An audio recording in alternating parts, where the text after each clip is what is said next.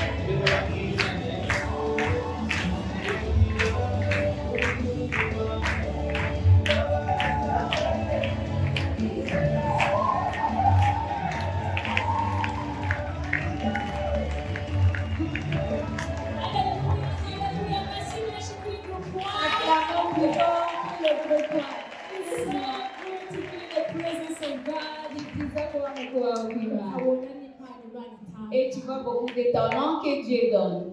Amen. Amen. Turashima Imana. On rend grâce à Dieu. Tugiye kwakira On va accueillir Papa Destiny Papa Destiny. ko aduha umuvugo. Il va nous donner le poème.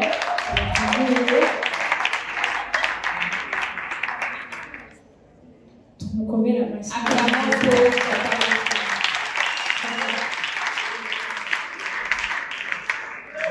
Gushima Imana. Yaje gushima Imana. Nous grâce à Dieu. Tumukomere amashyi Papa Destiny. Acclamons parce que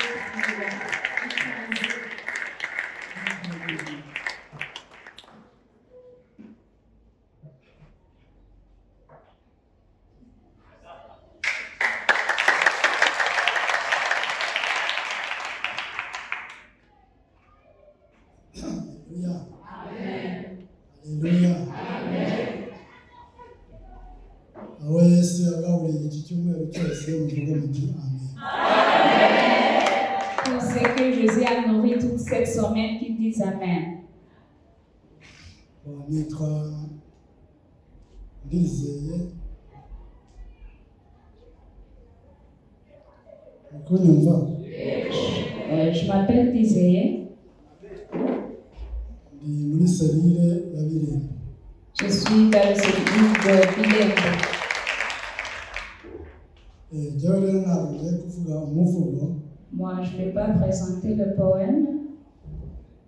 ngiye kubabwira icyo nungutse muri iri torero Je vais vous dire ce que je bénéficie dans cette église ngereranyije n'andi matorero nciyemo. en comparant aux autres églises que j'y passe. Navukiye mu itorero ry'abagatolika Je suis né dans l'église de catholique kugeza ndi umusore. jusqu'à ce que j'étais mature, jeune. Ntabwo nagize icyo mukura cyane. Je n'ai pas eu beaucoup. Cyakora namenye Yesu udakomeye, J'ai connu Jésus qui n'est pas fort. namenye kwicuza ibyaha J'ai su comment se repentir kugeza aho ngaho. jusqu'à là. Hanyuma nazimira, Et puis j'ai perdu. Je me suis perdu. ndazimira ndagenda sinzi aho nagiye, nari sinzi. Je ne sais pas là où je me suis allée. N'ubu ndamashaka nkahabura, Même aujourd'hui, je cherche et je ne peux pas trouver là où j'étais. ariko kuko ntari kwa Yesu ubwo nari kwa Satani. Mais parce que j'étais pas chez Jésus, j'étais chez Satan. Imyaka yose y'ubusore muhere muri 69 kugeza muri 2000. Toute ma Hasi jeunesse, barabikora. toute ma jeunesse de 1960 jusqu'à 2000, Narazimiye. j'étais perdu. Naje kugaruka muri 2002 Je suis revenu en 2002 njya mu itorero bita Église évangélique des Amis. dans l'église évangélique des Amis. Église évangélique des Amis. Église évangélique des Amis. Aho niho nahuye na Yesu, C'est là où que j'ai rencontré Jésus. aranyondora, Il m'a arangarura, nourri, il m'a restauré, il m'a ramené. anyomora ibikomere, Et puis il m'a enlevé toutes les blessures. anyigisha no komora ibikomere by'abandi. Et puis il m'a appris aussi comment aider les autres à enlever les blessures. Ubu ndi umuhuguzi w'isanamitima. Je suis l'entraîneur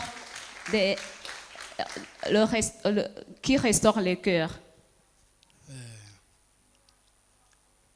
Hanyuma habaye igihe ngira ngo murakibuka bagiye bakuraho amatorero asengera ahantu hadahesha Imana icyubahiro. Vous vous souvenez lorsqu'on a fermé les églises qui ne complètent pas les dossiers, les normes et bien les critères?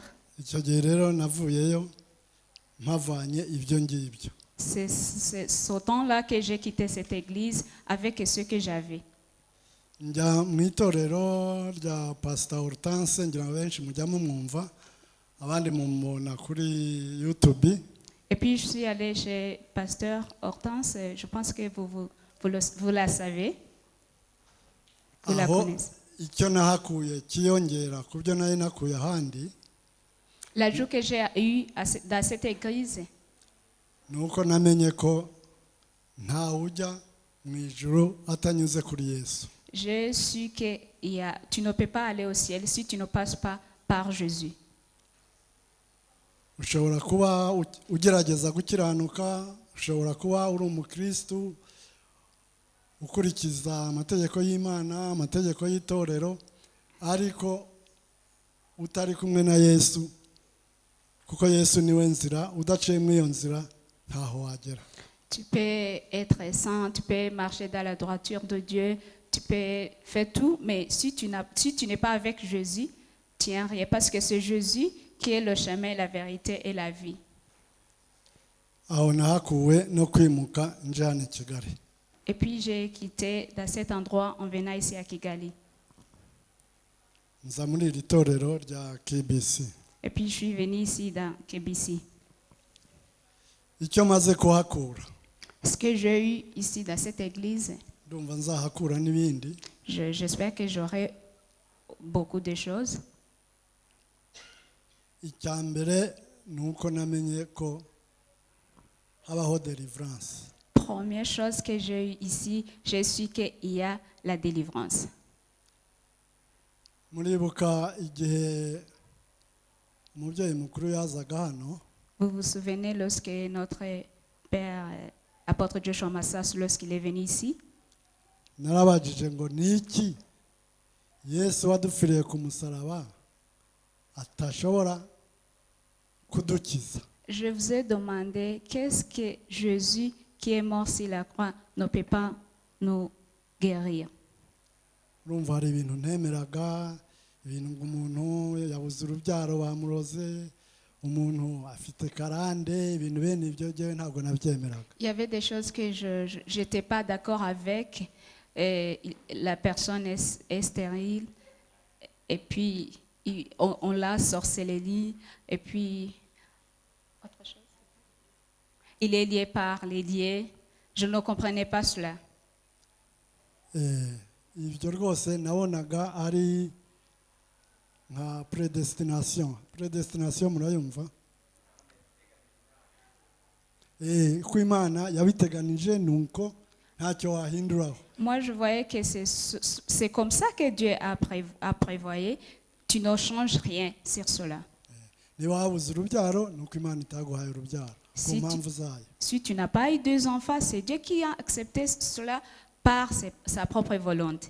Niba wabaye umukene niko Imana yabiremye, kuko hariho abakire n'abakene. Si tu es pauvre, c'est comme ça que Dieu t'a créé, parce qu'il y a des riches et il y a des pauvres.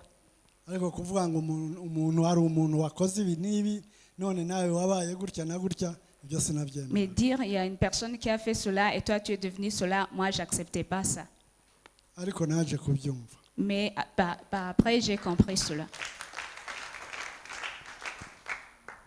Mu nyigisho, Par les enseignements, mu nyigisho duhabwa ziriya zo mu maklase, les classes de discipolat, niyo numviye yuko hariho isi, hari abagenga iyi si. c'est là où que j'ai compris qu'il y a ceux qui contrôlent ou bien dans le monde spirituel. Hari abagenga iyi si baturusha imbaraga. Il y a ceux qui ordonnent ce monde spirituel qui sont puissants plus que nous. Ibyo narabyumvise. J'ai compris cela. Noneho mpita numva n'umurongo wo muri Bibiliya uvuga ngo mu Efeso 6:12. Et j'ai compris le verset biblique en Éphésiens 6, 12. Ntabwo nyizi mu mutwe ariko hari uyifite hafi yayinsomera. Car N'ibyo ngibyo narabisomaga ariko simbyumve. Maze kumva ko hari isi y'umwuka, iryo jambo nararyumvise. en français, car nous n'avons pas à lutter contre la chair et le sang, mais contre les dominations, contre les autorités, contre les princes de ce monde de ténèbres, contre les esprits méchants dans les lieux célestes. Mu Kinyarwanda, kuko tudakirana n'abafite amaraso n'umubiri, ahubwo dukirana n'abatware n'abafite ubushobozi n'abategeka iyi si y'umwijima n'imyuka mibi y'ahantu ho mu ijuru.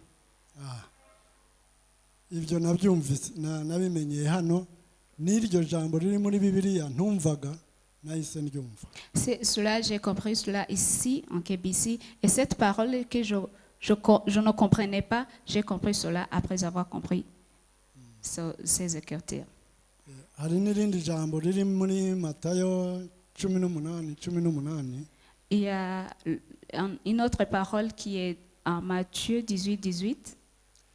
Ivuga ngo ibyo muzabohora, mwari insomera, ibyo muzabohora mu isi. Aravuga ngo ndababwira ukuri yuko ibyo muzahambira mu isi bizaba bihambiriwe mu ijuru, kandi ibyo muzahambura mu isi bizaba bihambuwe mu ijuru. Iryo jambo naryo nararyumvise maze kumva, maze gusoma mu maklase. Après avoir étudié les classes de discipolat, c'est là où que j'ai mieux compris cette parole qui est en Matthieu 18:18. Namenye rero yuko ushobora kuba uri umukristo ukurikiza itorero urimo, ukurikiza ijambo ry'imana ariko ukaba ufite akantu kakugobetsemo ka kandi J'ai compris que tu peux être le chrétien, le bon chrétien qui est dans l'église, qui suit toutes les ordonnances de la parole de Dieu, de l'église, mais en ayant quelque chose qui est caché en toi. bisaba rero umukozi w'imana ushobora kukubohora kuko ubwo bushobozi arabufite. Cela se demande à un serviteur de Dieu qui doit te délivrer parce qu'il a cette habilité, capacité de te délivrer. Ikindi maze kubona hano muri iri torero Autre chose que j'ai vu dans cette église, amaserire je remercie Dieu pour les cellules. ni ubundi buryo bushya bwa evangelisation. C'est une autre manière d'évangélisation. umukebisi aho ari hose agomba kuba ari urumuri rw'aho ngaho aho atuye. Chaque enfant de Kébissi doit être la lumière de là où il vit. ashobora rero kogeza ijambo ry'Imana mu buryo butatu.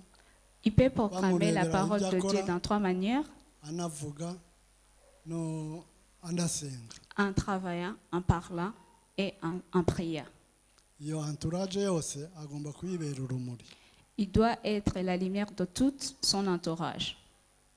Nibyo maze kubona hano muri KBC. C'est tout cela que je vis en Kébissi. Ariko ntegereje n'ibindi murakoze. Mais j'attends tant de choses.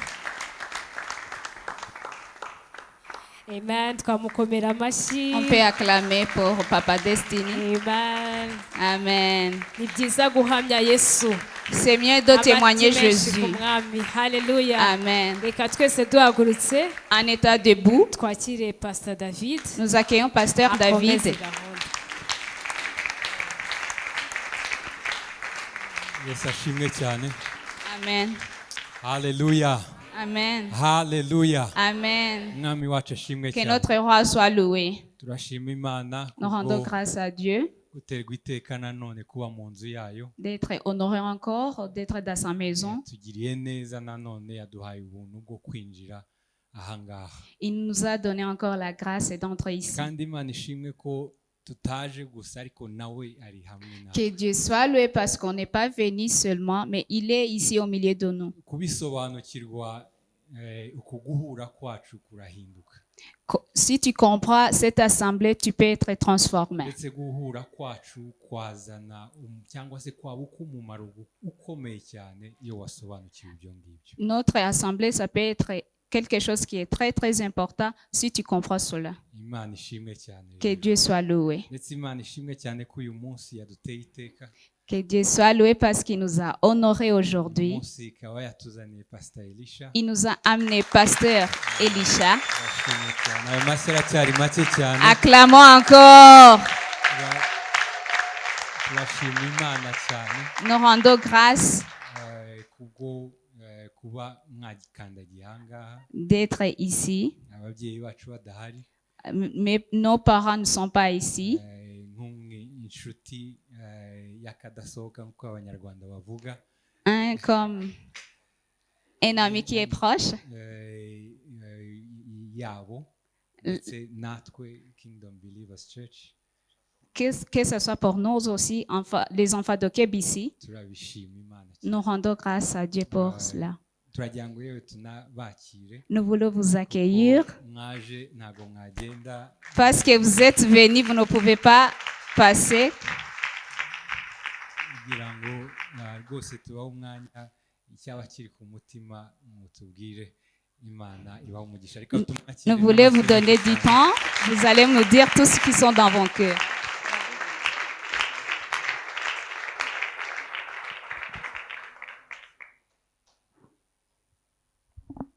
Haleluya. Amen. Nitwahoberanara hoberane twakirane saluer les uns twifurizanye les autres. umugisha. Ok. Gloire au Seigneur. Amen. Nous bénissons Dieu pour ce matin. Turashima Imana kubw'iki gitondo. Dieu nous a fait grâce d'arriver ici. Imana yaduhaye ubuntu bwo kuba hano.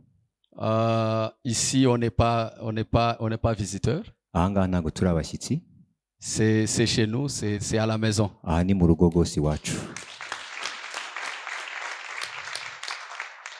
Pour ceux qui ne me connaissent pas, je suis le pasteur Elisha Massasu. Ku batanzi nitwa Pasteur Elisha Masasu, Je dirige l'église de la Restauration, la branche de Gikondo. nkaba nyobora Restoration Church, Gikondo Parish. KBC est une église sœur, une église amie. Kingdom Believers Church akaba ari itorero ry'inshuti cyane natwe. Le Bishop John, Pasteur Tony sont nos amis très proches, sont des amis intimes. Hama Bishop John na Pastor Tony akaba ari inshuti zakadasohoka nk'uko byavuzwe. On s'est connus même avant que KBC ne commence.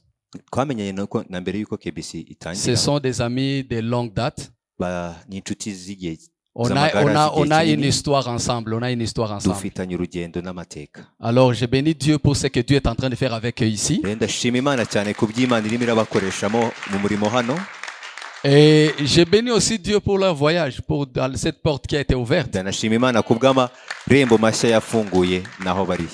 C'était aussi un souhait qui a fait, pour lequel on a prié pendant longtemps. Twasengeye igihe kitari gito. Au moment précis, et Dieu a ouvert cette porte, il les a amenés dans les nations. Hanyuma mu gihe gikwiriye Imana irafungura umuryango. Vous savez, ce qui s'est passé dans la vie de vos parents, c'est quelque chose de prophétique.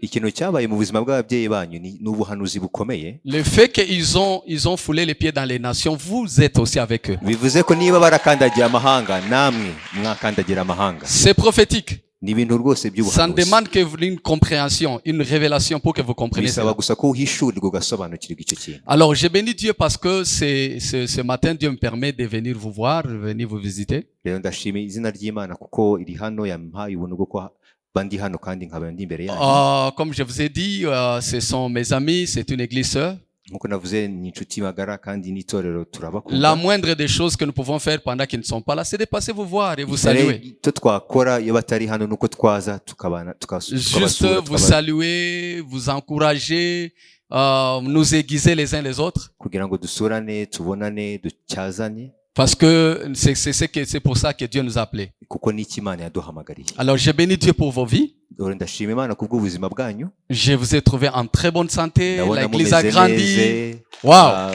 Itorero ryakuze. Et spécialement, je bénis Dieu pour ce programme. Kandi ndashima Imana kubw'gahunda ihari. C'est aussi le programme dans lequel nous sommes. Ubu natwe niyo gahunda turimo. Donc, vous comprenez que c'est le même esprit qui coule. N'umwuka umwe uri gutemba. Et comme sont les enfants qui sont en train d'œuvrer là-bas, ça m'a permis aussi de venir voir mes amis et la famille sœur. Abana bari abasigaye G Parish barimo gukorana hano naje kureba ibiri kuhakorerwa. Ça c'est un très bon programme, très bon programme. Iyi gahunda ni gahunda nziza cyane. Alors, j'aimerais commencer par ceci. Ngiye gutangira mvuga gutya. Demandez à toute personne qui fait partie de cette église, mubaze buri muntu uri hano muri itorero, qui n'a pas une famille à laquelle il appartient. adafite cellule abarizwamo. Tu dois faire partie d'une cellule. Kuko ugomba kubarizwa muri cellule. Tu ne peux pas être tu ne peux pas dire que tu es des nôtres si tu n'as pas une cellule. Kuko ntabwo bavuga kuri kumwe natwe niba utafite cellule ubarizwamo. Donc là, c'est le départ. C'est par là que nous allons te localiser. Kuko aho ni intangiriro niho byose bitangirira. Je ne pense pas, bien que vous n'êtes pas une très grande église, mais je ne pense pas que le pasteur peut avoir le temps pour tout un chacun de nous ici. Kuko rero nubwo tari itorero nini cyane ariko ntabwo umushumba yabona umwanya wa buri muntu hano. Ça ne peut pas être possible. Ntabwo byashoboka. Mais il peut aider tout un chacun de nous. Ariko yashobora gufasha binyuze mu cellule. Bien qu'il ne peut pas se voir face à face avec tout un chacun de nous. Nubwo atabonana ku maso na buri muntu. Il peut aider tout un chacun de nous. Ashobora gufasha buri wese. Comment il va arriver à aider tout un chacun de nous? Ni gute rero yabigeraho? C'est au moyen de ces cellules. Ni mu buryo bwa cellule.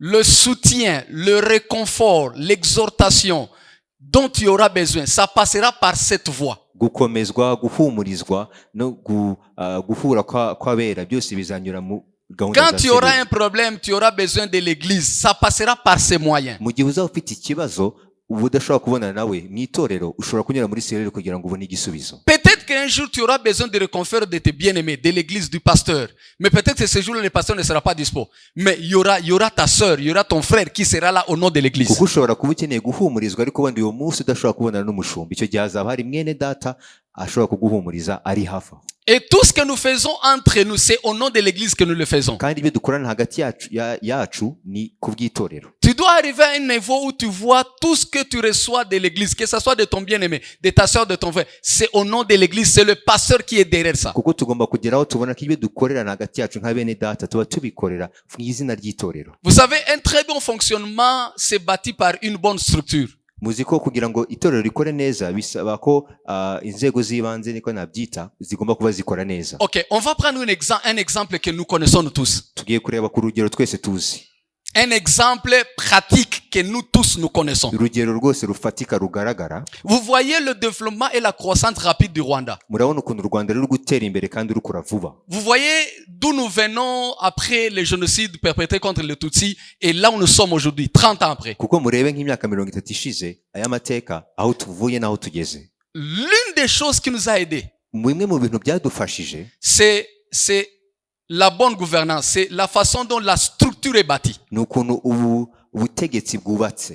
Vous savez, on connaît le problème même de la personne la plus bas. Kuko tuba tuzi ikibazo cy'umuntu wo hasi cyane.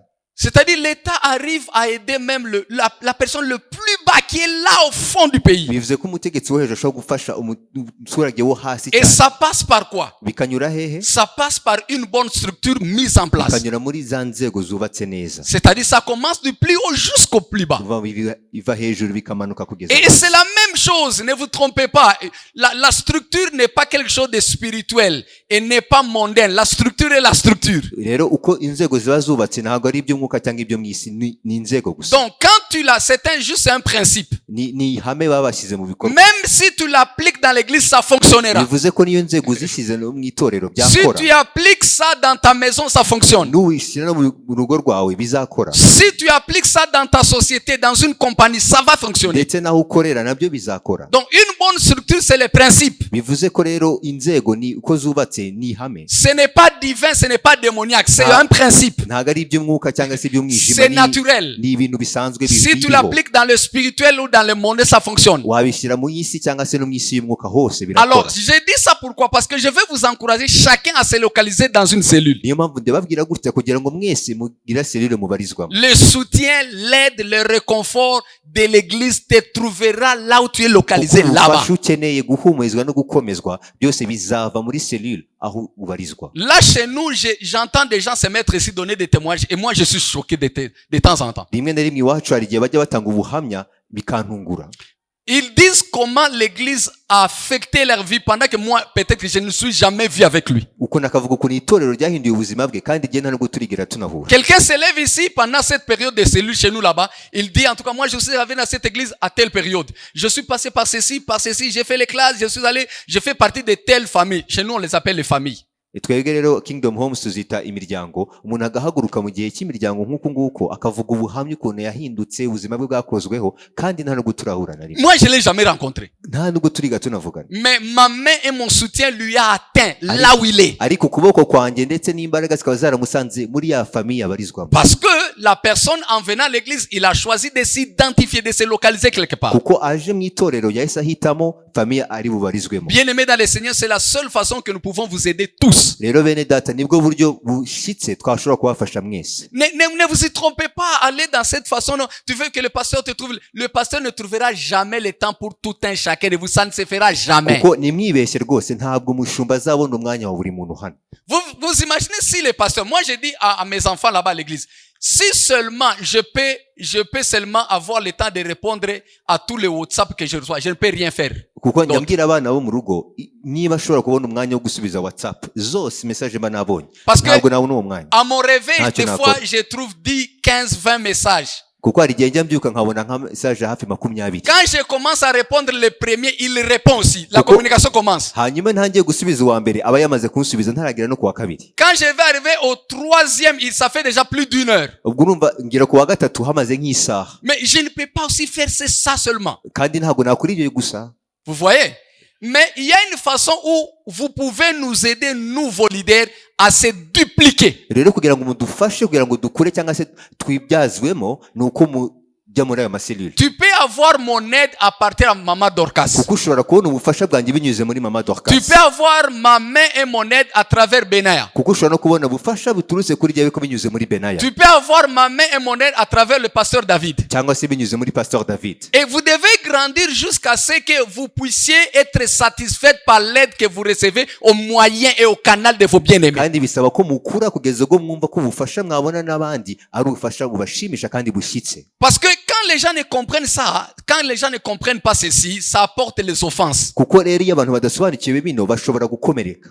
Parce que j'ai vu des gens même quitter les églises parce que à cause des offenses. kuko rero nk'ibyo hari abantu rwose nabonye bava mu itorero Parce que seulement ils n'ont pas compris comment les choses fonctionnent. kuko batasobanukiwe ukuntu ibintu byubatse cyangwa se bikora. Ok, prenons mon exemple ici. reka dufate uru rugero. Est-ce que vous croyez que je rencontre l'apôtre Massa chaque jour? ese mwibaza ko mpura na apotre buri munsi Massa? Est-ce que vous croyez vraiment qu'à chaque fois que j'ai besoin de lui, je le vois? ese mwibaza ko buri munsi ko mukeneye ariko mubona? Mais c'est mon père aussi. ariko n'umubyeyi wanjye. Mais est-ce que vous croyez qu'à chaque fois que j'ai un problème, je te veux, c'est maintenant ou jamais? Vous croyez que ça se passe comme ese ça? mwibaza ko mvuga uti ndashafite ikibazo ndashaka guhura nawe ibihita biba ako kanya gutyo Ça gusa? ne se fait pas comme ça. ntabwo ari uko bikora rwose. Mais qu'est-ce qui me connecte premièrement à lui? ariko ni iki kimuza nawe mbere na mbere? C'est le principe sur lequel nous sommes mis en accord. ni ihame twemeranyije twashyize hamwe mu bikorwa. C'est-à-dire, s'il croit la conséquence, je crois la conséquence, on est connecté bien que je ne le vois pas.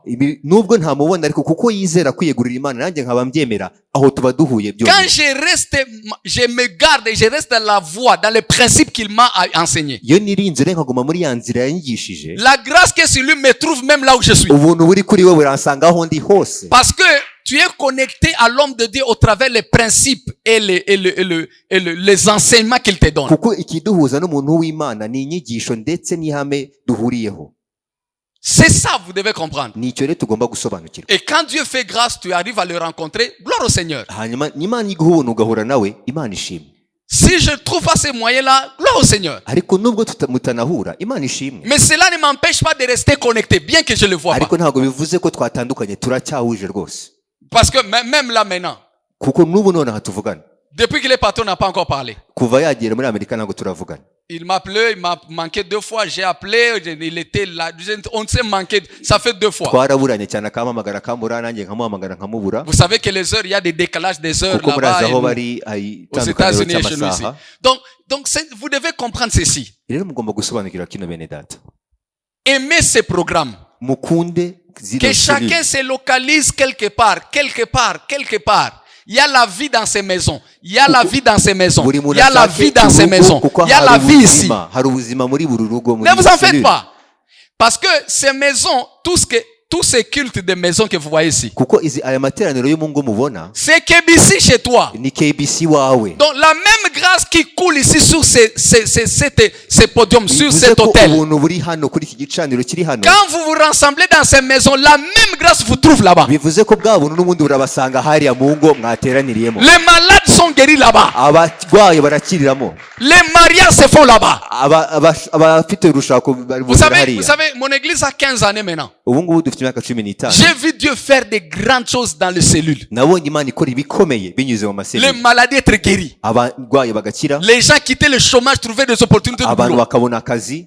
Vous savez, quand vous vous rassemblez comme ça et que vous échangez les sujets de prière, vous priez ensemble en commun accord, c'est très fort. iyo muhuje ikibazo cyangwa se igisengesho mugafatanya mugisengera icyo kintu, bifite imbaraga zikomeye cyane. Quand vous vous rencontrez là-bas, vous faites une petite exhortation, vous terminez, chacun donne son sujet de prière, vous en commun accord, vous me faites monter ça à Dieu, mais c'est très fort. iyo mumaze guhura muganira ku ijambo ry'Imana, noneho mugahuza cyangwa se mukaganira ku byifuzo mufitanye, hama mugahuza amaboko mugasenga, ibyo bigira imbaraga zikomeye C'est cyane. très important. ni ikintu rero cyangombwa. Je vais vous montrer ça dans la parole de Dieu. ngiye kubibereka mu ijambo ry'Imana. Prenez, montrez-nous là-bas, acte 12. reka dushake ibyakozwe n'intumwa 12. Je vais vous montrer un verset. ngiye kubereka icyanditswe hano.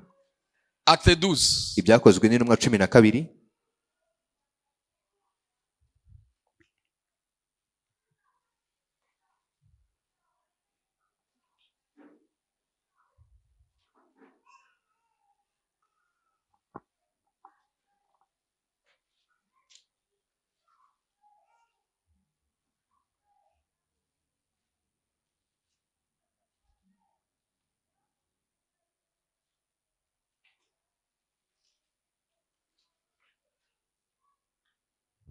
Le verset 4 et 5.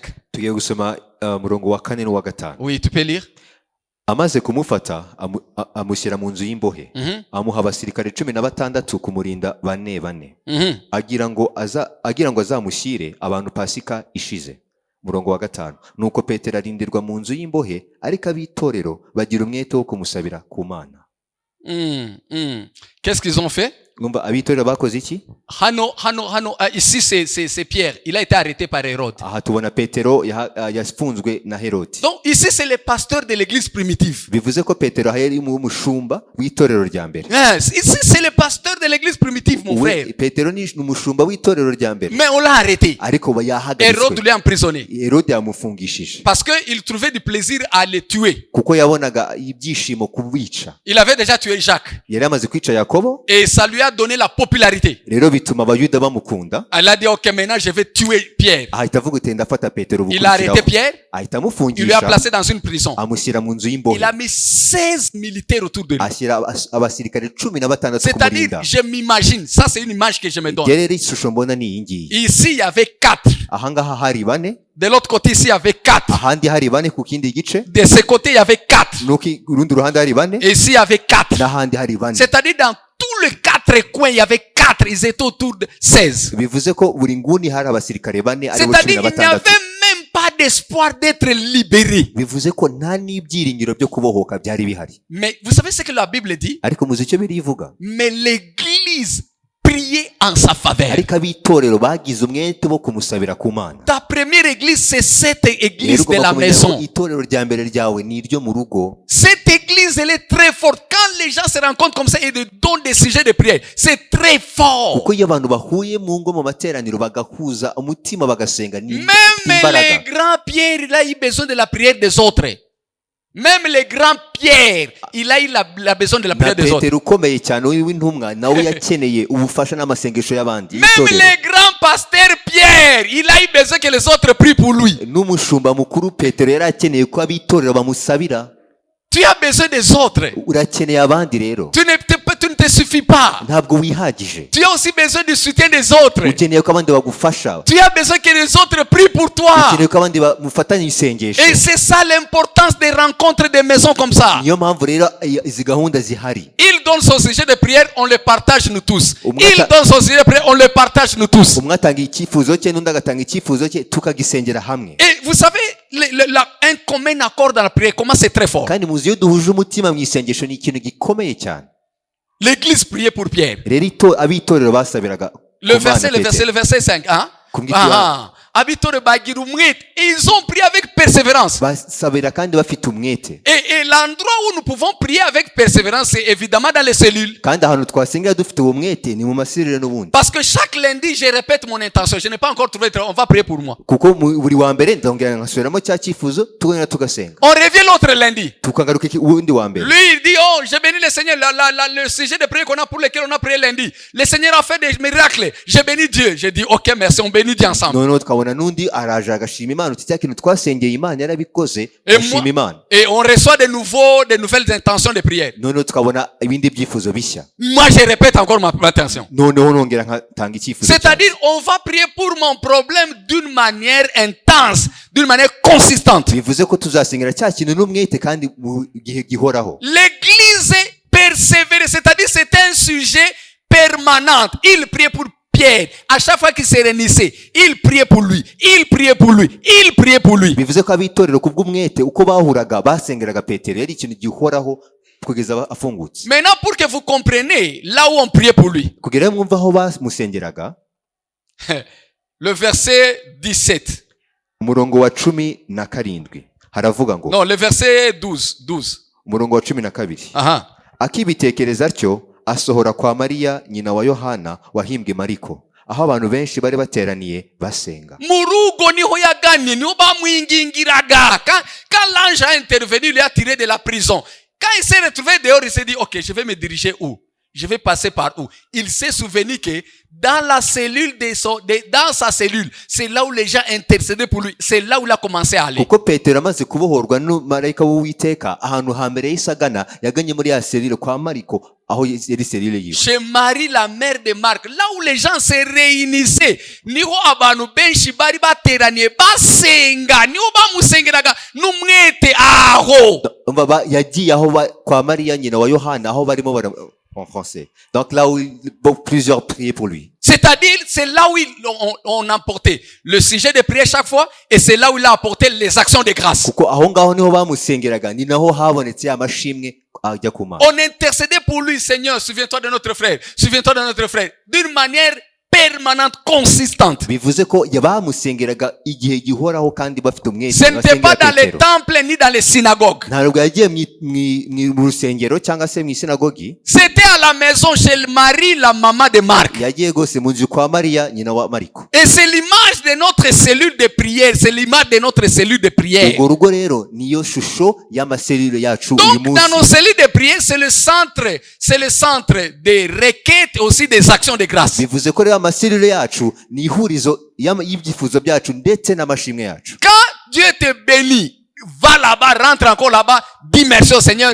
partage les actions de grâce avec les autres. Niba Imana iguhaye umugisha cyangwa ikagusubiza jya muri selule ushima Imana hamwe Et n'abandi. ça, c'est la force. Ibyo ni imbaraga. Ça, c'est la force de l'église. Bifite imbaraga cyane. Que personne ne vous trompe. Si vous maîtrisez cette structure, vous allez loin. Kuko nimubasha gusobanukirwa kino kintu muzagera kure.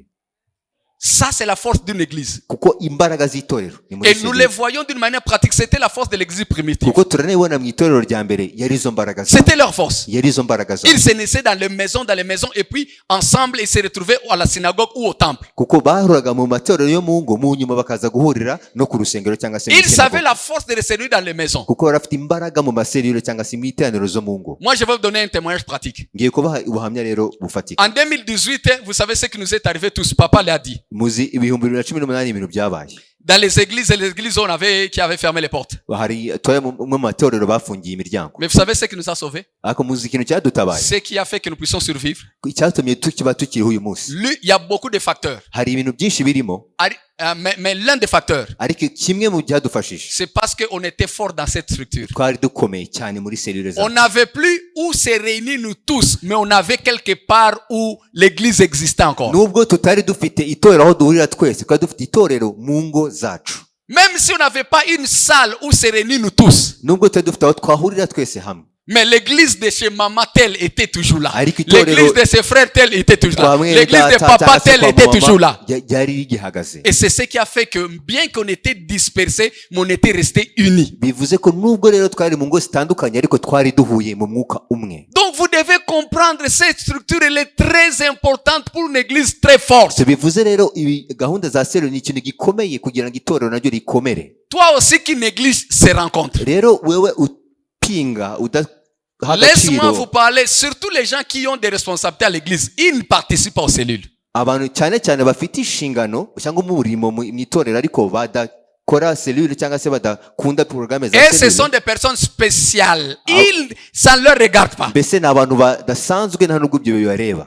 Un jour, tu comprendras que tu as perdu quelque chose. Rimwe uzasobanukirwa ko hari ikintu gikomeye watakaje. Un jour, tu comprendras. Rimwe uzasobanukirwa ko hari ikintu gikomeye Je watakaje. parle à ceux-là surtout qui ont des responsabilités. Ceux-là qui ont fait beaucoup d'années dans l'église. cyane cyane abo bafite imirimo cyangwa inshingano cyangwa se bamaze igihe kinini. Ils aiment, souvent, la plupart de ces personnes-là, ils ne participent pas aux cellules. Kuko abenshi nk'abo ngabo ntabwo bakunze kwitabira zino gahunda Parce za qu'il dit, bon, selule. moi, là, dans l'église, on me connaît. De toute façon, je suis intercesseur, je prêche, je dirige l'église. On me connaît, on me connaît. Kuko hari bavuga uti genda umwinginzi ndabwiriza baranzi ibyo ntabwo bindeba. Mais un jour, tu comprendras que tu as besoin des mains des autres. Ariko rimwe uzasobanuka ko wari ukeneye ukuboko kwa mwene Tu as data. besoin des mains des autres. Urakeneye ubufasha bw'abandi. Tu as besoin de l'aide des autres. Urakeneye abandi bagufasha. Même les champions Pierre, même le pasteur Pierre, il a eu besoin des autres. n'intumwa ikomeye Petero nawe yakeneye abandi bamusabira ku Mana. Et vous avez vu d'où venait son soutien. Kandi mwabonye gutabarwa ko kwaturutse. Ça venait de la prière qui se faisait dans la maison de Marie, mère de Marc. Byaturutse mu yasengesho ryakorewe mu rugo kwa Mariya nyina wa Yohana. Dans la cellule qui s'est réunie dans la maison de Marie. de la maison de muri Marie. serire iteranira mu rugo kwa Mariya C'est là où les prières, on élevait les prières en sa faveur. niho bazamuraga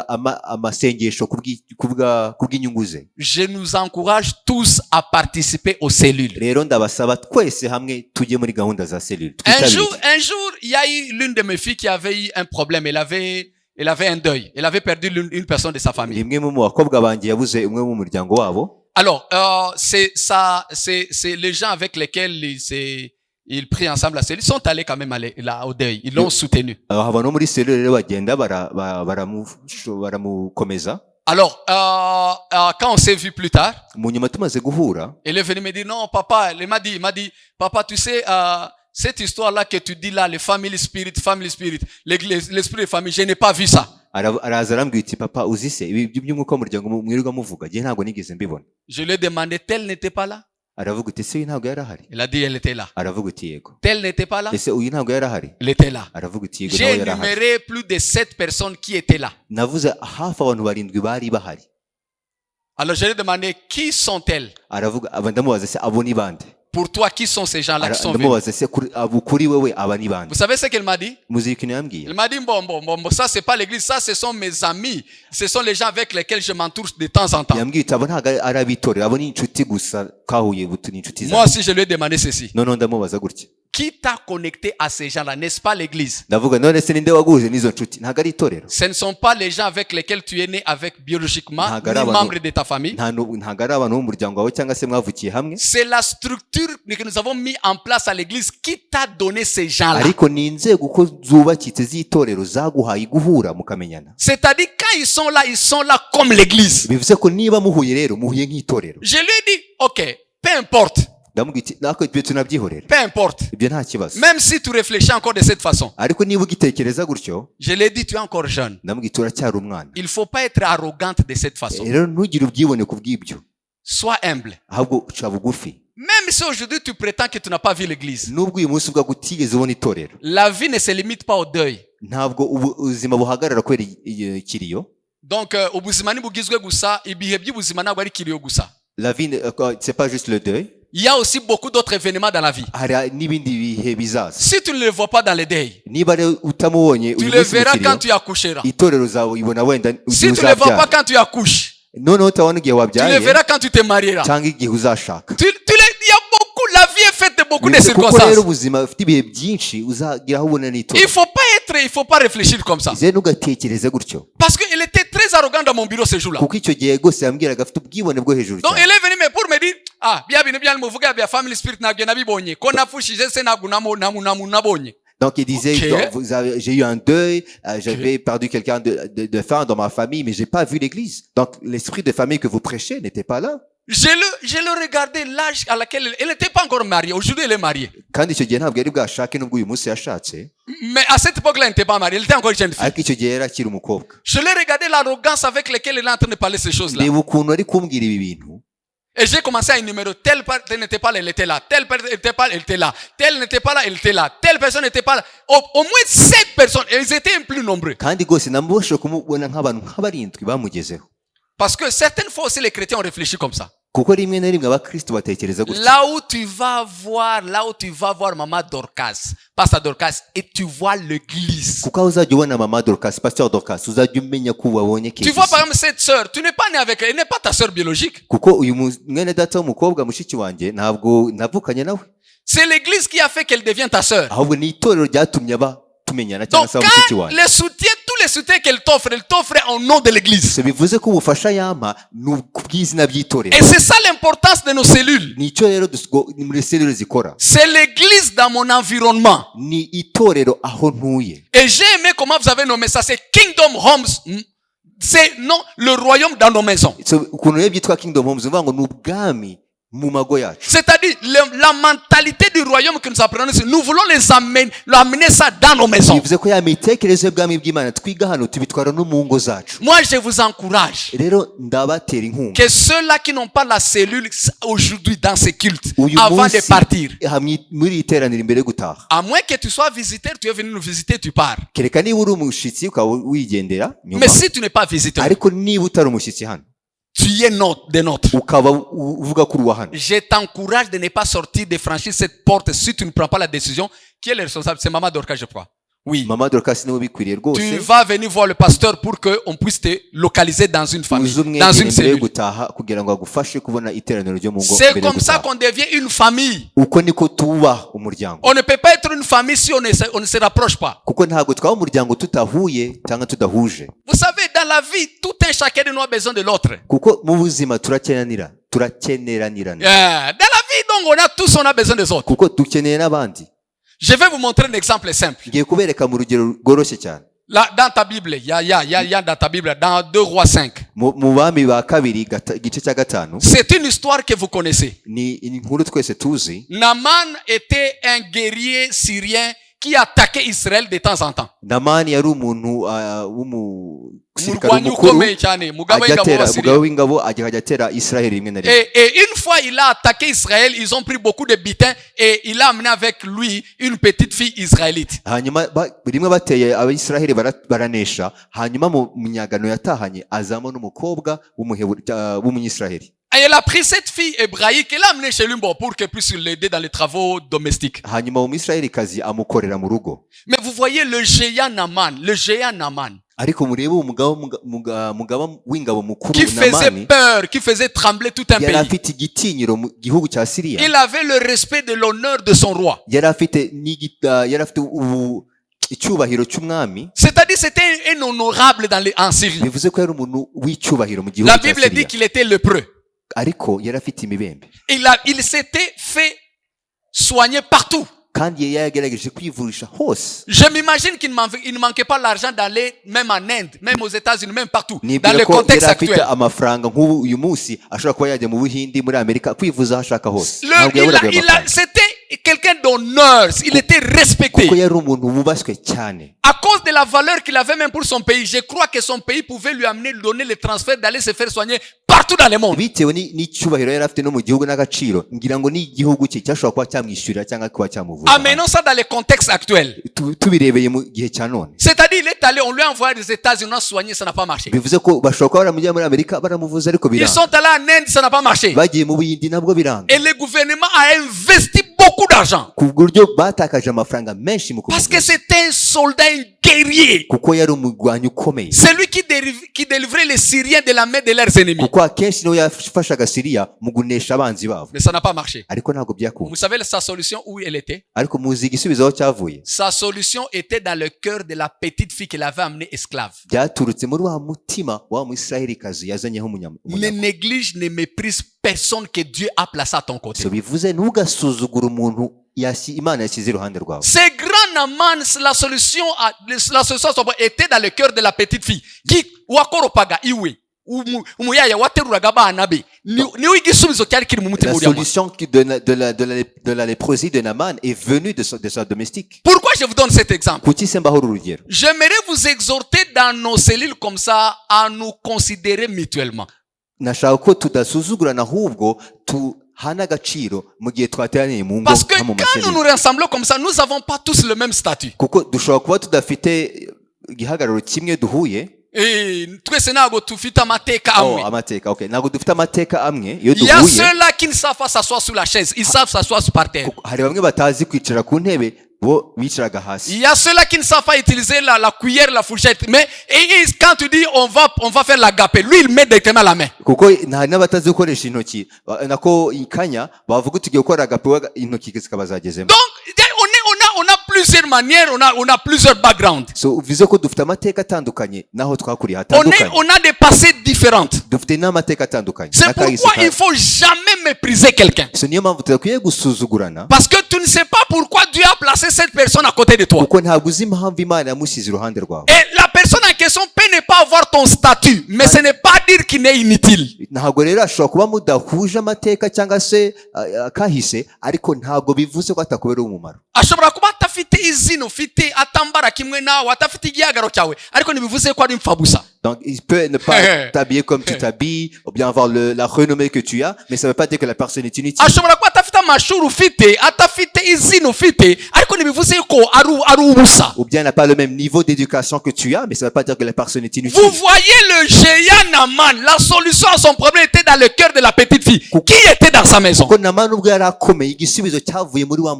Isirayelikazi wari mu rugo. Laisse-moi vous dire, la solution de beaucoup de problèmes vous cherchez, vous les laissez dans les maisons, vous devez rassembler. Reka rero mbabwire ibisubizo muri gushaka mubisiga mu mugo cyangwa se mu materaniro yo mu ngo. Ne méprisez personne de tous ces gens que Dieu a placés à tes côtés. Rero abantu Imana yaguhaye cyangwa se yagushyizemo ntukabasuzugure. Considérez-vous, respectez-vous, aimez-vous les uns les autres. Ahubwo mushyigikirane, mukundane, mwubahane. Que le problème de l'un soit la solution, soit le problème de l'autre. Ko ikibazo cy'umwe kiba ikibazo cyawe. Portez les fardeaux mutuellement. Mutwarane imitwaro yanyu. Supportez-vous mutuellement.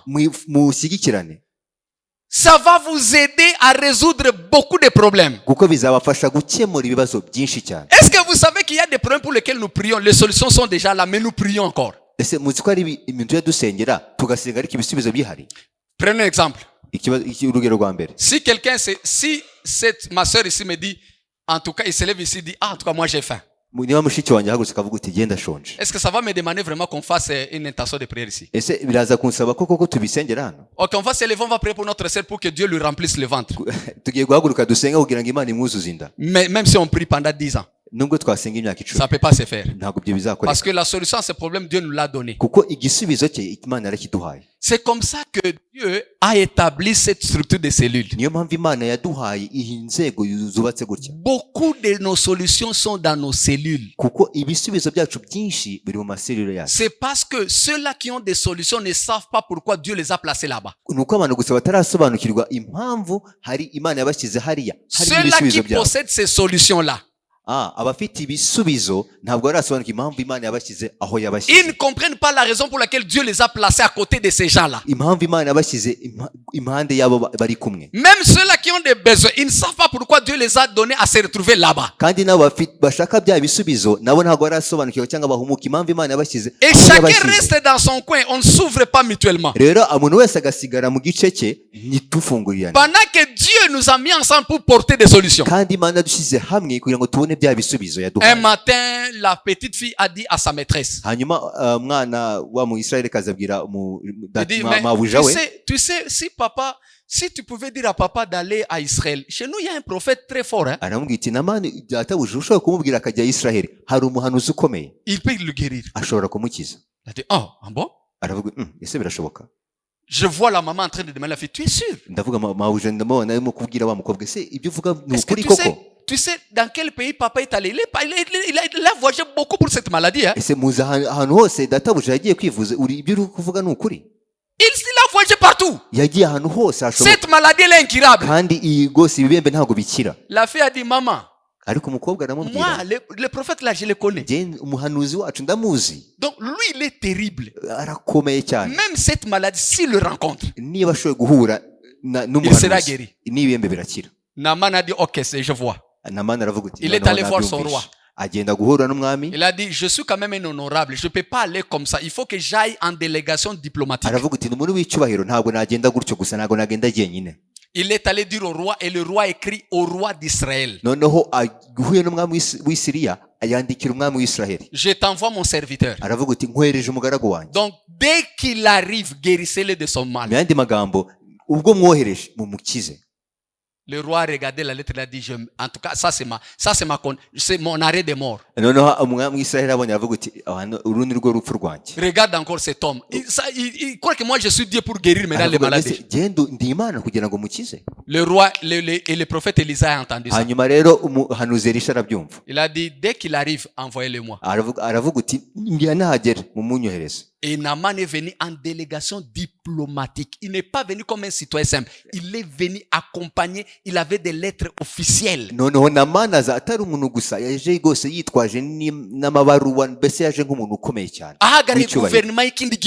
Il était l'ambassadeur d'un autre gouvernement. Il est venu en Israël. Arrivé là-bas, agezeyo. Après les officiels, toutes les procédures officielles, on lui envoie chez le prophète. Le prophète n'est même pas sorti. Il a dit, vous lui dites aller au Jourdain, il se plonge 7 fois. aramubwira iti mugende mumubwire ajye mu Yorodani yogemo inshuro 7. Et vous savez comment ça s'est passé? Kandi muzi ko byagenze. Ce que je voulais vous dire, c'est quoi? Icyo nabashaka kubabwira ni C'est que quand Dieu place quelqu'un à côté de toi, il faut faire très attention. so iyo Imana ishyize umuntu hafi yawe ujye ubyitondera Quel que soit son statut, uko yaba ameze kose quel que soit son passé, cyangwa se amateka ye. il peut ne pas parler la langue que tu parles. ashobora no kuba atavuga indimi uvuga, Tu peux parler français couramment, l'anglais couramment. Peut-être lui n'est même pas arrivé à l'école. ashobora kuba uvuga igifaransa n'icyongereza ariko we ntabwo yageze wenda no mu Ça ne veut pas dire qu'il est inutile. Fais attention. ntabwo bivuze ko atari umumaro, ahubwo J'aimerais que ubyitondere. vous compreniez ceci dans une église qui a la mentalité familiale. Vous devez comprendre ça. niyo mpamvu tugomba gusobanurira kino cyane nk'itorero nk'umuryango, Parce que vous êtes une église famille. kuko mwebwe muri itorero nk'umuryango, Si vous ne comprenez pas ceci, vous allez passer à côté. kuko nimudasobanukirwa iki muzahusha ya ntego. Chacun est utile dans la cellule. buri muntu uri hano cyangwa muri selule ni uwangombwa, Celui qui a étudié et celui qui n'a pas étudié. uwize n'utize, Celui qui sait s'asseoir sur une table pour manger, celui qui s'assoit par terre, tous sont importants. n'urya yicaye ku ntebe cyangwa yicaye hasi bose ni abangombwa. Il n'y a personne qui est inutile. nta muntu w'umburamumaro uri aho, Quelles que soient les choses par lesquelles il est passé, bitewe n'aho yaba aranyuze hose. il est important. ni umuntu w'umumaro Il est cyane, important. ni umuntu w'umumaro cyane, Il est important. ni umuntu w'umumaro cyane, Quelle que soit sa situation. aho yaba ari, ibyo yaba yanyuzemo byose. Et ça vous demande la révélation maintenant, les choses là qu'on vous dit là. noneho nibyo bisaba yaho guhishurirwa turimo kwakira Pour muri uyu que mwaka, tu voies celui que Dieu a mis dans ton chemin pour ta solution, il faut que tu aies ces yeux là. kugira ngo ubashe guhumuka ubone wa muntu Imana yashyize mu nzira kugira ngo akubere igisubizo, bisaba guhishurirwa. Parce que sans la révélation, tu peux passer à côté de ta solution. kuko utahishuriwe ushobora kunyura rwose nyuma cyangwa se ugahusha Tu wa muntu ufite sais, igisubizo quand cyawe. Dieu veut apporter des solutions dans ta vie, il amène les gens. kuko iyo Imana ishaka kuguha ibisubizo mu buzima bwawe ikohereza abantu, Il iguhuza envoie des n'abantu, personnes vers toi. yohereza abantu Et ça bakugana. demande les yeux spirituels, ça demande la révélation pour que tu découvres en réalité qui sont ces gens-là. none bisaba rero amaso y'umwuka ahumutse kandi abona kugira ngo umenye abo bantu, Tu sais que Dieu peut t'envoyer une solution et ça passe à côté de kuko toi. hari igihe rwose Imana ishobora kuza igisubizo bikakunyuraho, Parce que tu n'as pas les yeux de la kuko révélation. udafite amaso ahishuriwe, Tu ne comprends rien. ntabwo usobanukiwe. Alors, vous connaissez l'histoire, je termine par cette histoire. Vous connaissez l'histoire de la femme dans Josué 2. On a parlé de ça ici dans la rencontre des mamans, dans la conférence des mu femmes. giterane cy'abagore mwabiganiraho muri Yesu wa kabiri, La femme est l'histoire de la prostituée Rahab. Rahabu Imarayi, Dans Josué chapitre 2. muri Yesu wa kabiri. Cette femme était une prostituée. Rahabu yari umumarayi, Il faisait partie des citoyens, des habitants de Jéricho comme tout autre. yabaga muri Yeriko nk'abandi bose, Mais un jour, il a vu des gens. ariko rimwe abona abantu, Il ne les a pas vus en eux comme des gens qui sont venus chercher une prostituée. ariko abona ko abantu ntabwo baje gushaka serivisi nk'izo atanga. Donc, il n'a pas vu en ces gens-là comme des gens qui sont venus payer le service qu'il offre. ntabwo baje gushaka serivisi atanga, Parce que lui, il offrait un service. kuko we yatangaga serivisi. Non, il les a regardés, les a vus avec un autre œil. ariko arabareba barebesha andi maso. Quand son roi a appris que les espions étaient venus, hanyuma umwami amaze kumenya ko bahageze arabatasi, il a envoyé des gens. ahita ahamagara abantu Quand ils sont arabohereza. venus dans la maison de Rahab, bageze kwa Rahabu, ce qui prouve que Rahab avait une considération. Il avait vu ces gens-là à une autre dimension parce qu'il les a cachés. icyerekana ko Rahabu yari yasobanukiwe kandi yahishuriwe nuko yabahishe. Il les a gardés. Il a dit arabarinda, aux envoyés de son roi, il a dit, ces gens-là, il est vrai, je ne nie pas qu'ils sont arrivés. aravuga uti abwira abatumwe n'umwami uti rwose yego ntabwo mbihakana bahageze, Ils sont venus. baje, Et d'ailleurs, pour votre information, kandi kugira ngo mbamenyeshe, vous savez que dans cette maison, il y entre beaucoup d'hommes. hari murabizi ko hano hinjira abagabo benshi, Donc, ils sont venus aussi. rwose nabo bahageze, Bon, ils sont venus pour le service pour lequel les gens entrent ici. baje nyine gushaka ibyo abandi baza gusaka hano, Et ils sont partis comme les gens, quand ils terminent leur service, ils partent. kandi iyo bamaze kubona serivisi bose baragenda nabo Donc, baragiye. tu ne peux pas me demander d'où ils sont venus, qu'est-ce qui les a. Moi, je ne connais rien. Rero Moi, niyo mpamvu ntabwo moi, je suis une vendeuse. Ntabwo Je vends mon service, ils achètent, ils partent. ntabwo wambaza rero ngo aho bavuye cyangwa ngo bagiye ryari, ibyo ntabwo mbizi nka serivisi, Ils sont partis. baragenda. Et quand les envoyés du roi sont partis, hanyuma abatumwe n'umwami amaze kugenda, il est monté dans le plafond là où il avait caché ces gens. azamuka aho yari yabahishe. J'aime ce qu'il a dit. Nkunda ibyo yavuga. Cette femme, elle n'était pas n'importe qui. Rahabu ntabwo yari uwo ari we wese, Elle a dit à ses espions d'Israël, abwira abatasi b'Abisiraheli, oh, j'ai appris ce que votre Dieu a fait de toutes les nations. namenye icyo Imana yanyu yakoreye amahanga yose mwanyuzemo. Comment vous avez bâti les rois, vous avez conquis les nations. ukuntu yabasuye muri Egiputa, ukuntu mwatsinze abami, ukuntu mwatsinze ibihugu. Et je sais que votre Dieu vous donnera notre terre. kandi nzi ko Imana yanyu yabahaye abagabije kino ubutaka bwacu. Mais il n'était pas d'Israël. ariko ntabwo yari mu Isiraheli. Mais comment il a su ces choses-là? mbese ni gute yamenye ibyo bintu? Elle était de Jéricho. kuko yari uw'i Yeriko. Elle était destinée de mourir comme d'autres. yagombaga gupfa nk'uko abandi bagombaga gupfa. Mais sa révélation ariko guhishurirwa yakiriye lui a donné la préservation. byatumye arokoka nabe. Les yeux spirituels te donnent la préservation. kuko amaso y'umwuka aguha kurokoka. Les yeux spirituels te permettent de localiser les gens que Dieu t'envoie pour ton aide. kuko amaso y'umwuka atuma umenya abantu Imana yakohereje kugira ngo baguhe ubufasha. C'est pourquoi dans nos réunions de cellules comme ça, il faut qu'il y ait la révélation. kuko rero niyo mpamvu mu mahishurirwa mu materaniro y'ingo nk'izi hagomba kubihishurirwa. Il faut que tu arrives à découvrir la chose que Dieu a placée dans ses bien-aimés pour ta vie. ugomba kumenya ese ni iki Imana yashyize muri mwene data duteranira hamwe kubw'ubuzima. Si tu n'as pas ces yeux-là, tu vas commencer à mépriser les gens. Tu vas commencer à juger les gens selon comment il est habillé, comment il parle, comment il a étudié quoi. Bon, nutagira iyo mitekerereze n'ayo maso uzatangira kujya ucira urubanza uvuga uti reba ukuntu yambaye. Qu'est-ce qui peut sortir ici? ese ubu niki koko cyava muri uyu muntu? Même nous, avec ces côtes, ces vestes que voilà, il n'y en avait pas avant. natwe rwose nta makoti ntago bapfa kubibona. Donc si tu pouvais me juger il y a 20 ans avant, uyu mbona nk'imyaka 20 imbere, donc tu n'allais pas croire que je pouvais te donner la vie. ntago ari kumenya ko uyu munsi nashobora kuba naguha C'est ubuzima. seulement avec les yeux spirituels que tu pouvais voir que c'est que je l'ai être. ariko ni kubw'amaso y'umwuka ari kubona icyo gihe uwo ndi w'uyu munsi. Vous savez, Dieu a une identité de tout un chacun de nous. kuko Imana ifite umwirondoro buri wese hano. Et cette identité-là ne se révèle que par révélation. ariko umwirondoro uboneka cyangwa ugaragara kubw'ihishurirwa gusa. Personne ne peut connaître l'autre personne si ce n'est par révélation. nta muntu wamenya undi atari Imana imuhishurira. Yes, personne ne peut connaître réellement l'autre si ce n'est par révélation. ntabwo wamenya undi neza Imana itamuguhishurira. C'est comme ça qu'un jour Jésus a demandé à ses disciples dans Matthieu 16. niyo mpamvu muri Matayo 16 Yesu yabwiye abigishwa be, Ok, je marche avec vous, ça fait un bon de temps.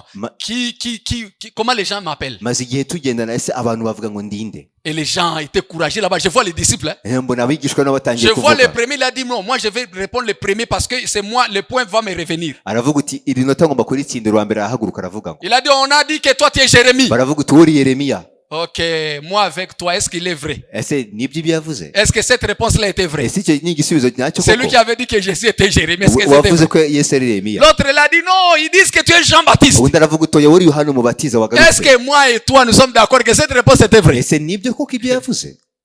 Et l'autre a dit, on dit que toi tu es l'un des grands prophètes. undi aravuga uti oya mwe uri mu bandi bahanuzi bakomeye cyane. Est-ce que cette réponse était vraie? ese ibyo nabyo nibyo? Jésus a dit, ok. Yesu aravuga uti sawa Ok, nabyumvishe. laissons ce que les gens disent de reka moi. tureke noneho ibyo abantu bavuga. Vous maintenant, je suis avec vous. noneho jye ndi kumwe namwe mwebwe Et ça m'a fait peur. Hein? ibyo rero byaranteje C'est-à-dire ubwoba. que même ma femme avec laquelle je vis, je ne peux pas la connaître par yandi par mes magambo pensées. n'umufasha wanjye ntabwo namumenya mu bitekerezo byanjye. Jésus s'est retrouvé maintenant avec les gens avec qui il dort ensemble, il marche ensemble, il passe les jours ensemble. Donc, les gens qui vivent avec lui. bivuze ko abantu babana baryamana basangira mbese bahura buri Il a dit munsi. maintenant, vous, qu'est-ce que vous dites? aravuga uti mwebwe munyita nde? Calme, silence, silence total. noneho bose baraceceka. Et l'un d'eux a eu la révélation. noneho Petero yakira ihishurirwa. Il a dit, tu es le Christ, le Fils de Dieu vivant. aravuga uti uri Kristo umwana w'Imana nzima. Vous savez ce que Jésus lui a dit? izo ikintu Yesu yamusubije. Il a dit, ça c'est pas l'école. aravuga uti ntabwo ibyo rwose ari ishuri Ça ryawe. c'est pas l'école. ntabwo ari ishuri ryawe. Ce n'est pas ce que tu as appris sur le banc de ntabwo l'école. ari ibyo wize mu ishuri. Ça c'est mon Père qui te l'a ahubwo révélé. ni data wo mu ijuru wabiguhishuriye. Ça ne demande que les yeux spirituels pour que tu comprennes qui Dieu a placé à côté de toi. ni ukuvuga ngo ntabwo ari umuntu wabiguhishurira ahubwo ni Imana yashobora kuguhishurira umuntu Imana yagushyize Et ku c'est ruhande. ces yeux-là que Rahab avait. ayo maso rero niyo Rahabu yari Donc afite. lui n'a pas vu dans ces gens-là les espions de son pays. we ntabwo yabonye abatasi baje gutata igihugu cyabo. Il a vu dans ces gens-là le salut de sa famille. ahubwo yabonye gutabarwa k'umuryango we. Vous comprenez?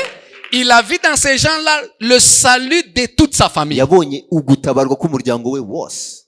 Il a vu dans ces gens-là la connexion de toute sa destinée. yabonye muri bo mbese ikizamuhuza kikamwinjiza mu impamvu ye kubaho. Et vous êtes d'accord avec moi, la suite de l'histoire de cette femme. kandi muzi ukuntu byakurikiye mu mateka ya Rahabu. Il est resté en Israël. yagumye mu Quand Isiraheli. ils ont détruit Jéricho, il a été sauvé, elle avec toute sa we famille. n'umuryango we bararokotse bamaze gusenya Yeriko no kuyitsemba. Pourquoi? Parce qu'elle avait bien géré la connexion que Dieu lui avait donnée. kuko yari yafashe neza abantu Imana yamuhereje. Gère la connexion de tous ces gens que Dieu te donne. Gère très bien. bivuze umubano mufitanye mu bungabunge neza. Tu ne sais pas par qui Dieu va passer pour ton salut. kuko ntabwo uza uwo Imana izanyuramo kugira ngo igukize. Considère tout un chacun, respecte tout un chacun, valorise tout un chacun que Dieu place à tes côtés. agaciro bubahe buri muntu wese. Vous savez, j'aime même dire à mes enfants à la maison. nkunda kubwira abana banjye bo mu rugo. Je leur dis, vous savez, vous êtes nés ici dans une époque où vous avez 2-3 travailleurs à la maison.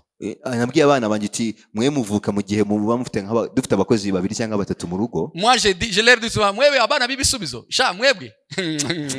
Sha, je dis les enfants de ces générations. c'est ce que je comprends pas. ntabwo mbyumva. Je leur dis souvent. nkunda kubabwira. Même vous voyez ces filles qui préparent pour vous, ces garçons qui balayent pour vous. Il faut faire attention. n'aba bakozi bo mu rugo mujye mubitondera. Il faut les respecter. mugomba kububaha. Vous devez leur donner de la valeur. mugomba kubaha agaciro gakwiriye. J'explique à mes enfants ceci. rero nkabasobanurira iki. Donc, il n'y a rien qui te différencie de cette fille. ntacyo kigutandukanya n'uyu mukozi. C'est seulement parce que tu as la grâce qu'elle n'a pas eue. ahubwo ni uko wahawe ubuntu atagiriwe. Elle n'a pas peut-être eu la grâce d'aller à l'école comme toi. ashobora kuba atarahawe ubuntu bwo kujya mu ishuri nk'uko nawe wagiye. C'est ce qui fait qu'elle est dans ses statuts par rapport à toi. niyo mpamvu wenda ashobora kuyu munsi ari umukozi wo mu rugo nawe ukaba wiga. Mais cela ne te fait pas de toi d'être comme si tu es extraterrestre plus qu'elle. ariko ntabwo bivuze kuri uw'agaciro cyangwa se uwo hejuru kumurusha. Demain matin, elle peut tourner la vie comme ça. Kuko La vie, elle est compliquée, mais moi, mes ubuzima enfants. bwe bushobora guhinduka akagera ahandi. Moi, j'ai dit à mes enfants, la vie, elle est compliquée, les enfants. ndambwira ubuzima buragoye. Il faut respecter tout un chacun de vous. mugomba kubaha buri muntu. Même celui qui les siffle pour toi à la maison. n'umuntu rwose ugufurira ujye umwubaha. Quand tu veux lui parler, même si tu le reproches, reproche-lui bien. nujya no kumucyaha kubera ikosa yakoze mubwire neza. Considère comme si tu étais à sa place. Même si on te reproche, tu auras besoin qu'on te reproche bien avec quand même kuko considération. nawe niba wabishyize mu mwanya we nawe wakwifuza ko bakubwira neza. Même là où tu travailles, quand ton chef te blâme, comment tu te sens toi? ese ni gute aho ukorera iyo umukoresha wakubwiye nawe wumva umeze Quand il arrive comme ça devant les collègues, il t'humilie devant les collègues. hanyuma akagucyaha nabi cyangwa akakubwira nabi imbere yawe. Akagucisha bugufi, akagusuzugura mbere y'abagenzi bawe. et puis tu humilies devant tes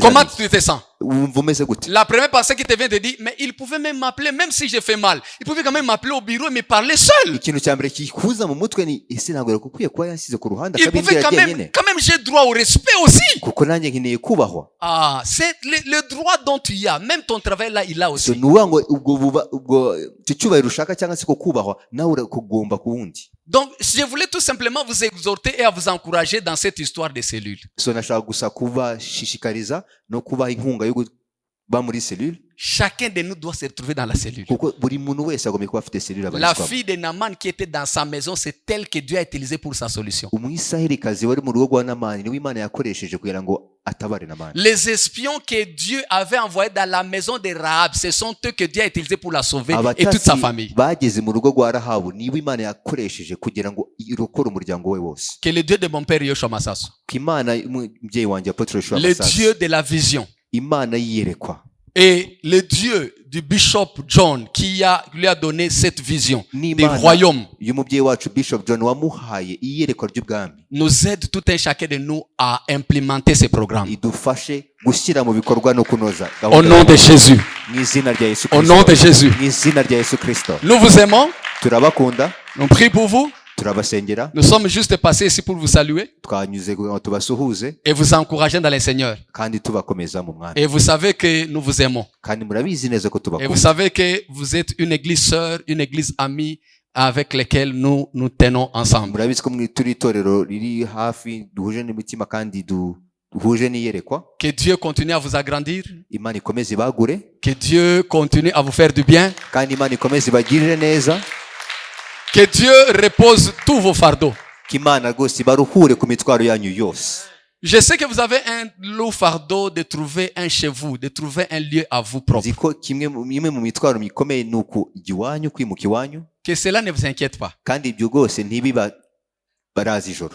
Parce que vous êtes aussi fils d'Abraham. kuko namwe muri abana ba Aburahamu. Jésus a guéri une femme le jour du sabbat. Yesu yakijije umugore umwe ku isabato. Les Juifs ont été jaloux. Ils ont dit, ah, tu n'as pas respecté le sabbat. Ah, le sabbat, le sabbat. Hanyuma abafarisayo n'abasadukayo baravuga ati ese kutubahirije isabato. Jésus lui a dit ceci. Yesu arabasubiza. Il leur a dit ceci. Arababwira ngo Mais moi, je ne comprends pas votre problème. ariko sinumva impamvu mufite ikihe kibazo. Est-ce que si toi, tu perds ta brebis dans les trous le jour du sabbat, Ese tu vas la laisser périr là-bas parce que c'est le jour du sabbat? ubutaye indogobe yawe ahantu wayihorera kuko ari umunsi w'isabato? Donc, vous ne comprenez pas que cette femme est aussi fille d'Abraham. Ese ntabwo musobanukiwe ko uyu mugore nawe ari umwana wa Aburahamu? Est-ce qu'elle n'a pas besoin de voir les bienfaits de Dieu? Ese ntabwo akwiye kubona ineza ituruka ku Mana? Si vous prétendez être fils d'Abraham, cette fille ne l'est pas. Ese niba muvuga ko muri abana b'Aburahamu, uyu mugore ntabwo ari umwana we? Donc, elle n'a pas besoin de voir les bienfaits. Ntabwo akwiye nawe guhabwa ineza mukwiriye namwe? Ce matin, je vous dis aussi, nanjye uyu munsi mu gitondo vous êtes ndababwira aussi ngo les enfants d'apôtre Yoshua Masasu. muri abana ba Apotre Yoshua Masasu. Si J. Parish, les enfants d'apôtre Masasu, ils ont eu un chez eux. Niba G. Parish twarabonye iwacu. Si Muyumbo, les enfants de apôtre Yoshua Masasu, ils ont eu un chez eux. Niba Muyumba abana ba Apotre Masasu nabo barabonye iwabo. Si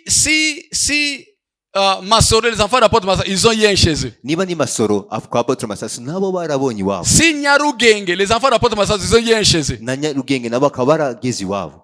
Vous êtes aussi fils d'apôtre Namwe muri Masasu. abana ba Apotre Vous Masasu. êtes aussi fils d'apôtre Masasu. Donc c'est question de temps. Numva ni ikibazo cy'igihe gusa. Au temps opportun, vous aurez chez vous. Mu gihe gikwiriye muzagera Ne iwabo. vous en faites pas. Nimugire ikibazo rwose. Servez le Seigneur avec courage, avec joie, passion. Mukomeze mukorere Imana mu byishimo kandi n'imbaraga. Au moment opportun, vous allez avoir un chez vous. Mu gihe gikwiriye muzagera Vous iwabo. savez pourquoi chez vous ça traîne? Muzi impamvu iwanyu bitinze? Dieu prépare les gens qui doivent entrer dans cette Kuko maison-là. Imana irimo irategura abagomba kuhinjira. Oui. Vous savez pourquoi chez vous ça traîne? Impamvu biri gutinda kugira Ce n'est pas iwanyu parce que Dieu est incapable. tuko Imana idashoboye. Parce que Dieu, il veut que l'explosion précède l'établissement. Kuko Imana irashaka guturika kw'ibintu ahubwo mbere yo gushinga. God wants your explosion to come first before to give you establishment. Imana irashaka ko twaguka mbere ko tushinga iwacu. So don't worry. Ne vous en faites pas. Nimugire ikibazo rero. Ne vous en faites pas. Nimugire ikibazo. Soyez focalisés sur l'explosion. Mwe murebe kwaguka cyane. L'explosion provoquera l'établissement. Kwaguka kwanyu kuzatuma mushinga. Ne vous en faites pas. Nimugire ikibazo. Que cela ne soit même pas un problème. Non, pourquoi Dieu n'a pas fait ça? On a gêné une année, on a gêné 2 ans. Ne vous en faites Nimwe pas. navuga se kuki twirije umwaka umwe ibiri nta kiri kuba noya nimugire ntimubirebe. Je vous ai dit même ce que votre papa vient de faire là, c'est prophétique. Hein? Nababwiye ko n'ibyo ababyeyi wanyu bamaze gukora ni ubuhanuzi. Ah, parce que ça vous montre que votre église est une église des nations. Bivuze ko itorero ryanyu ni C'est une église des nations. Ni itorero ry'amahanga. Mais je vous dis, ndababwije ukuri. je vous dis, c'est une église des nations. Wow, amen. Donc, voyez les choses à la manière de la révélation. So nimurebe rero mu maso yahishurirwa. J'ai béni Dieu pour la vie des pasteurs. Ndashimira Imana kubwa buzima bw'abashumba.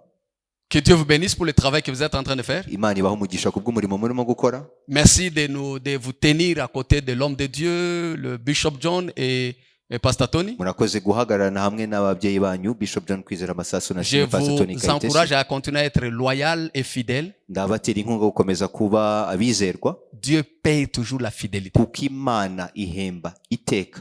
Il n'est pas infidèle pour oublier nos bonnes œuvres. Nta nubwo ikiranirwa kugira ngo yibagirwe imirimo myiza twakoze. Il reste fidèle pour ceux qui sont fidèles. Iracyawizerwa kumwizera.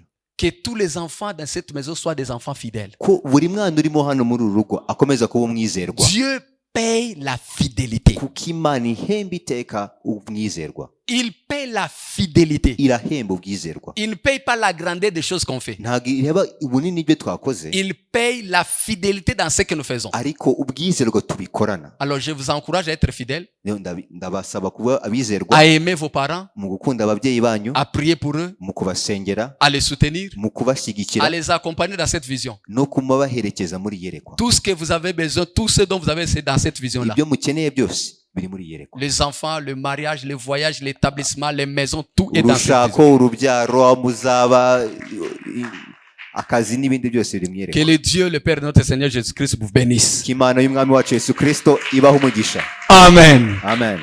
Karibu pastor. amashyi aracyari make reka twongere imana amashyi. Acclamons le Seigneur. Haleluya. Amen. Dushimye imana cyane. On rend grâce à Dieu. Turabizi neza ko ari marayika imana yatwohereje. C'est un ange que l'Éternel nous a envoyé Kandi yatuzaniye igifuniko. et il a amené un colis pour nous. Wa mugani kutagira amaso y'umwuka. Donc vraiment, à ne pas avoir les yeux de la révélation, Umuntu yabyita ko ari ibisanzwe. on peut l'appeler ordinaire. Ariko nzi ko ari n'igipfunyika Mais ça, c'est vraiment n'ijambo c'est rihumetswe. une parole inspirée de Dieu. Kuba twakongera gusobanukirwa selule De comprendre encore ce qu'est la cyangwa se cellule Kingdom Homes. ou Kingdom Homes. Imana ishimwe cyane. Que Dieu soit loué.